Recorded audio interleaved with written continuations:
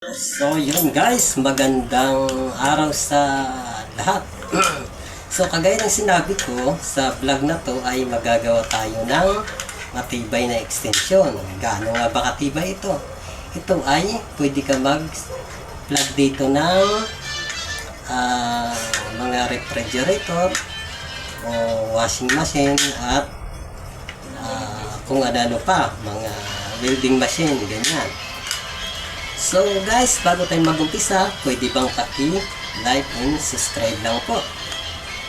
So, bago ang lahat, pakita ko lang ang mga materials na gagawin natin.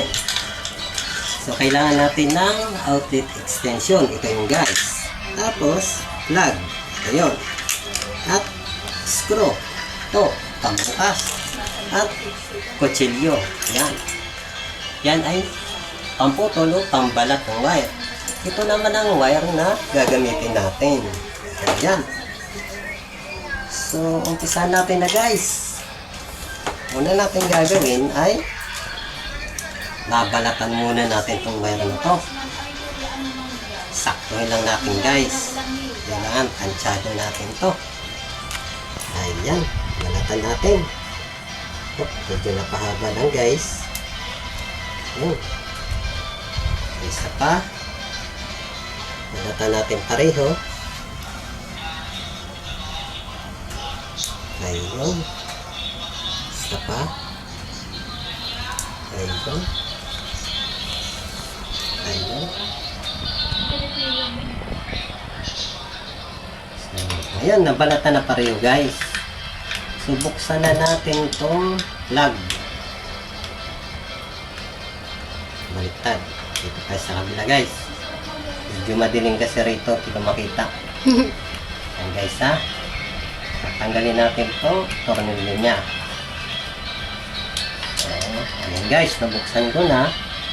Tapos meron pa pala ito sa loob. Tatanggalin ito. Tanggalin ito.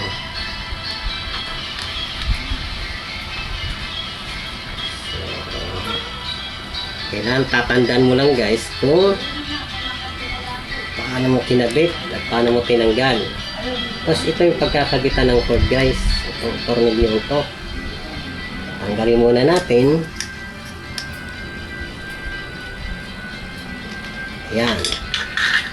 Tapos ito yung binalatan nating wire. So hahatiin lang natin yung tawag dito tanso. Parang ayan, yung laman ng wire. So siguraduhin natin na at least kalahati sila maghati. Tapos sa tornilyo na to, ibubuhol natin dyan. Ganyan, ipihit lang natin. Ayun. Ayan guys.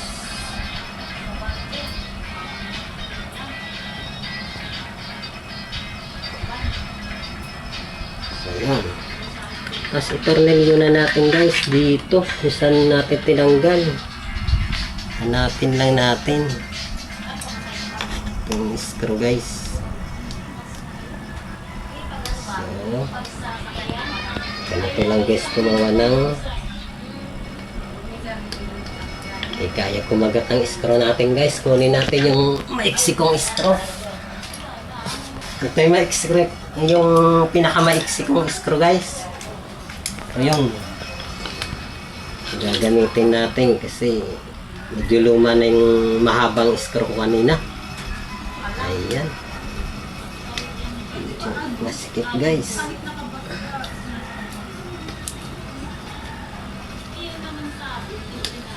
Kailangan mahigpit. Ayan. So nakabit na natin yung kabila. Yung kabila naman, tanggalin natin ulit yung isang tornilyo. Ito. Ayan. Ganun pa rin. Hahatiin natin tong wire na binalatan natin. Ganyan.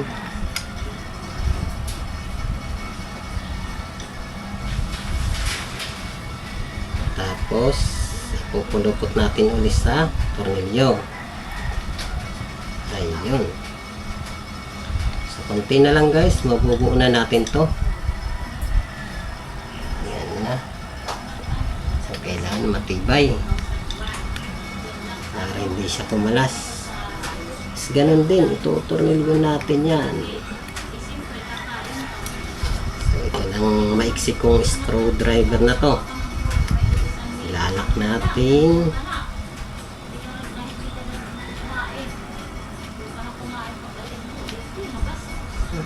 Yata pumasok guys. Tika, madilim talaga.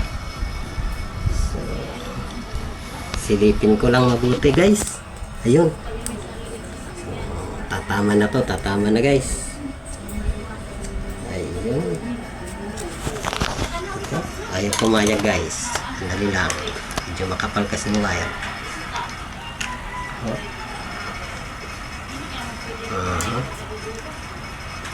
Ayun.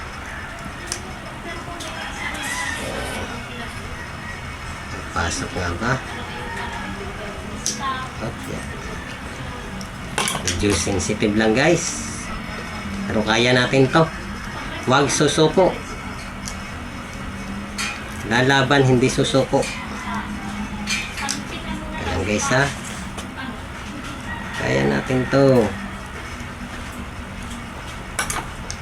Natumba talaga guys. Kayang-kaya natin to guys.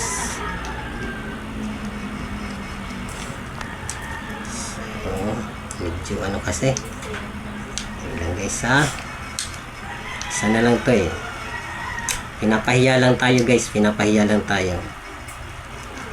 Pero kaya to, kaya. Kaya to. Kaya yan guys. Oh yeah. Guys, pinaalalayan lang. Ayun guys, pumasok na siya. Higpitan ko na lang. Ayun. Ayun guys. So, nakabit ko na guys. Ngayon, kakabit ko na yung panglock. Nasaan yung panglock dito? Ay, ito. Madilim nga talaga. Hindi ko makita. So, ganito yan. Ang purpose nito guys, para kahit mahila, hindi siya matatanggal ang wire. So, yan. Tornilyo natin.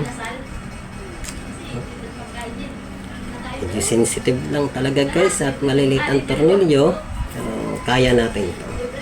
Malinaw pa ng mata natin guys, kaya natin to. Ayan. So isa pang chicken joy. Isa pa. Isa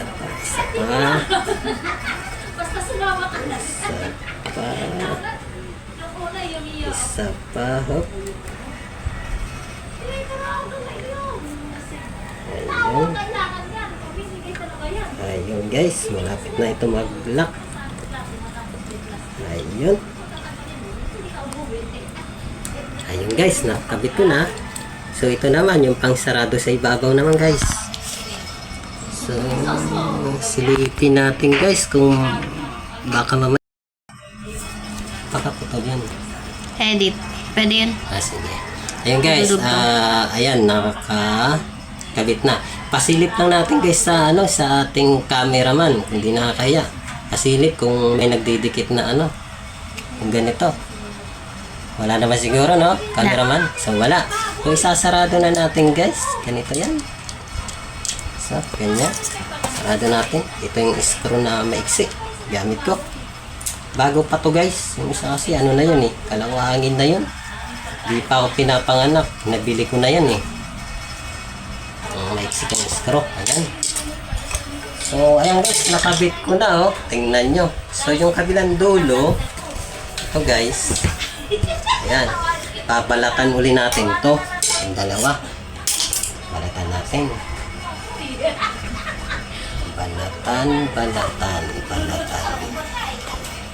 Balatan ng buhay. Yan. So, balatan. Buti na, matalas tong kutsilyo ko guys. Ayan.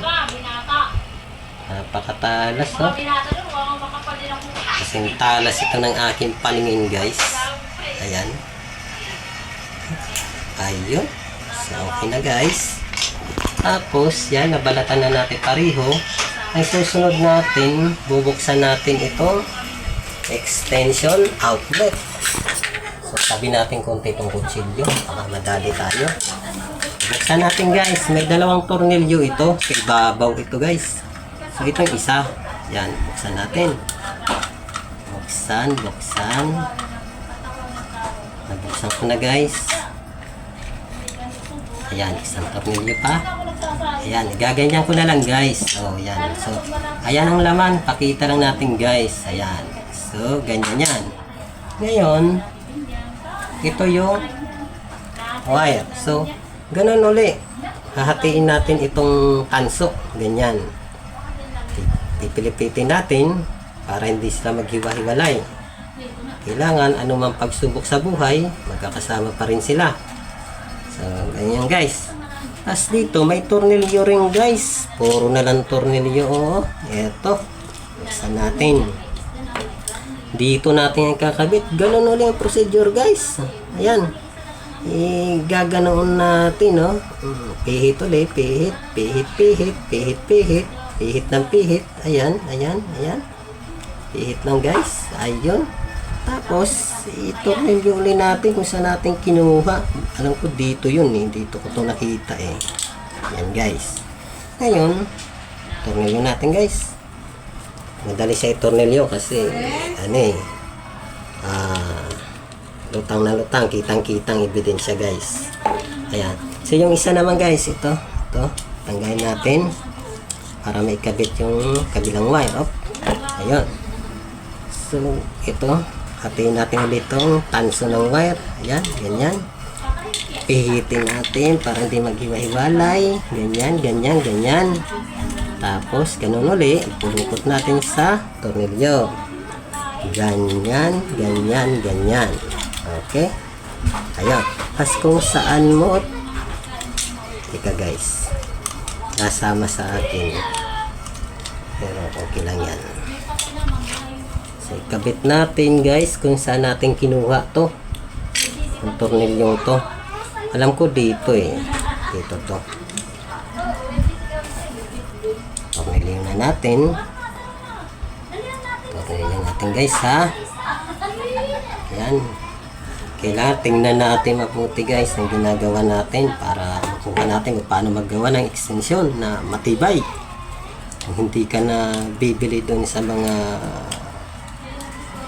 hindi mo pwede saksakan ng mga mabibigat na appliances.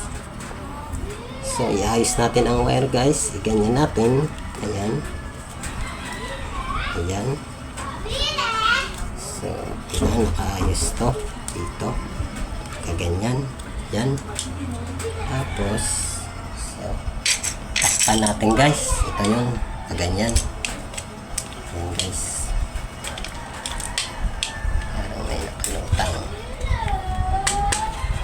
Ayan, guys. Sarado natin, guys. Ito. Sarado lang natin. Ayan. Sarado natin. Ayun.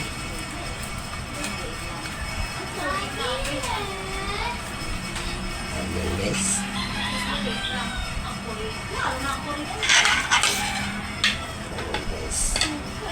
Yan, guys, ipakita ko na sa inyo yung extension na buo natin. Ayan, Ayan, ito yung outlet. So, apatan na nagawa natin. So, ayan, buo yan, guys, Ito yung plug. Try natin isaksak, guys, dito. Saksak natin. Sa ABR na lang para kung sakali mang magkaroon ng problema, hindi ito puputok, guys. Patay muna natin ABR bago isaksak. Dito, guys. Ayan. Saka natin yung on, guys. Yan. Ngayon, paano malaman, guys, kung nagana nga bang ginawa natin extension? Hahawakan ba natin para malaman kung nagana nga ba? Hindi, guys, kasi nakakamatay yan eh. Gagawin natin. Ito. Kikita nyo ito, guys. Ito yung barina to. Ngayon, sasaksak natin ito guys para malaman natin kung nagana. Palapitin natin guys. Wow, nagana yung extension guys. Double check natin guys. Apatan to. So dito tayo sa pangalawa. Palapitin natin uli. Bang, bang, bang. Nagana guys. So sa pangatlo guys, pangatlo. Palapit uli. Bang, bang. Nagana pa rin guys. Pang-apat, last. Ako, dito mapasok guys. Madilim. Yan. Palapit. Bang, bang, bang. Nagana guys. So ayan ang ating extension na matibay guys. So salamat at pa-subscribe at like na lang mga katropa para ma-promote tayo. So yun. Ang susunod nating vlog ay abangan nyo. Gagana nga ba itong barinang ito sa battery lang? Ipakita muna natin yung battery. Cameraman. Ang pala ko kasi, dito, kakabit ko sana dito sa battery ito. Gagana nga ba? So, ang sagot ko dyan, oo, hindi, depende. So, malalaman natin yan sa mga susunod na vlog natin guys. Kasi, itong battery ito, ang power nito ay 12 volts. DC power siya. Itong hawak kong barinang ito ay AC power. So, ano bang pinagkaiba ng AC at DC power guys? So, sa susunod kong vlog, papaliwanag ko yan guys. So, abangan. Salamat!